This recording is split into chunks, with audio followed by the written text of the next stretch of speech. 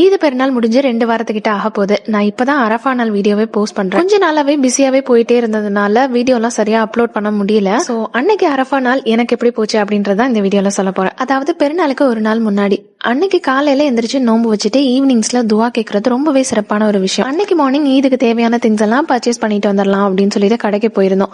Stock முடிய கொட்டிட்டே இருக்காங்க. டக்கு டக்குன்னு காலி ஆயிட்டும் இருக்கு. கவுண்டர் எல்லாமே ஃபுல்லா இருக்கு. ஒரு பக்கம் சிக்கன் மட்டன் வாங்குற இடத்துல பெரிய கியூவே நிக்குது. ஒரு வழியா எல்லா கியூவையும் கடந்து திங்ஸ் எல்லாம் வாங்கிட்டு பில் போட்டுட்டு வீட்டுக்கு கிளம்பிட்டோம். வீட்டுக்கு வந்ததுமே முதல் வேலையா வட்டலப்பம் ப்ரிப்பேர் பண்ண ஸ்டார்ட் பண்ணிட்டேன்.